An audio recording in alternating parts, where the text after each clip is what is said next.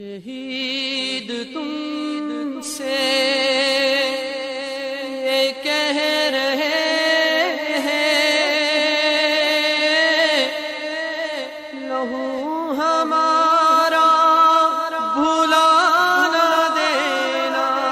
2021 کشمیریوں کے لیے غم و الم، درد و کرب اور صدمات کا ایک اور سال ثابت ہوا۔ اس سال کے دوران کشمیری عوام کو اپنے دو ہر دل عزیز رہنماؤں سید علی گیلانی اور محمد اشرف صحرائی کی جدائی کے صدمات سے دوچار کر دیا گیا۔ کشمیریوں کے محبوب رہنما اور تحریک مزاحمت کی علامت سید علی گیلانی کو سال ہر سال تک گھر میں نظر بند رکھ کر موت کے منہ میں دھکیل دیا گیا اور آخرکار وہ نظر بندی کے دوران ہی انتقال کر گئے۔ ہندوتوا کے علم برداروں کی شک القلبی، بدحواسی اور بزدلی کا عالم یہ ہے کہ بزرگ رہنما کے اہل خانہ کو ہراساں کیا گیا اور ان کی نماز جنازہ کی اجازت بھی نہیں دی گئی۔ تحریک آزادی کے ایک اور رہنما اور درخشاں ستارے محمد اشرف صحرائی بھی اسی سال بھارتی جیل میں شہادت کے رتبے پر فائز ہوئے۔ انہیں اسیری کے دوران علاج معالجے سے محروم رکھ کر قتل کیا گیا۔ سال 2021 کشمیریوں کے لیے اندوہناک اور خونین سال رہا اور اس سال کے دوران ہندوتوا دہشت گرد فوجیوں نے کشمیریوں کی منظم نسل کشی کا سلسلہ جاری رکھتے ہوئے 210 کشمیریوں کو شہید کر دیا، جن میں 5 خواتین اور 5 معصوم بچے شامل ہیں۔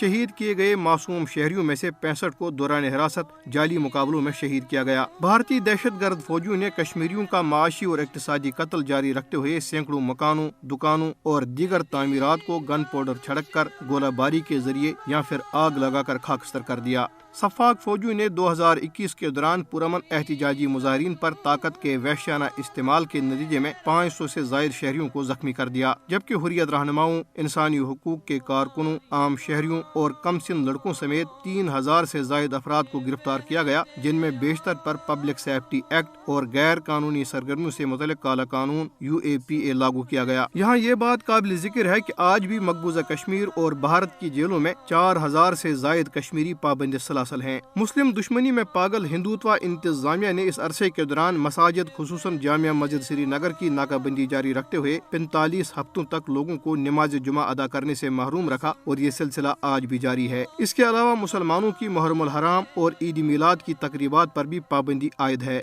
ہندوتوا کے علمبردار کس قدر کشمیری مسلمانوں کو صفحہ ہستی سے مٹانے پر تلے ہوئے ہیں، اس کا اندازہ اس بات سے لگایا جا سکتا ہے کہ 2021 کے آخری ماہ دسمبر میں بھارتی وحشی درندوں نے 31 کشمیریوں کو شہید کر دیا، جبکہ 5 اگست 2019 سے اب تک 515 کشمیری بھارتی درندگی اور مسلم اور اسلام دشمنی کی بینٹ چڑھ چکے ہیں۔ اس عرصے کے دوران RSS حکومت نے اپنے ہندوتوا کے شیطانی ایجنڈے کو عملانے کے لیے سازشوں کا ایک جال بچھائے رکھا اور ایسے درجنوں قوانین نافذ کیے جن کا مقصد کشمیریوں کو ختم کر کے کشمیر کو ہندو ریاست بنانا ہے۔ تاہم تمام بھارتی مظالم اور سازشوں کے باوجود کشمیریوں کا جذبہ حریت نہ صرف زندہ ہے بلکہ اس میں روز بروز اضافہ ہو رہا ہے۔ کشمیریوں کو اللہ تعالیٰ کی تائید و نصرت پر یقین ہے اور ان کا کامل ایمان ہے کہ باطل مٹ جائے گا اور حق کی فتح ہوگی اور بھارت رسوا ہو کر کشمیر سے نکلے گا انشاءاللہ۔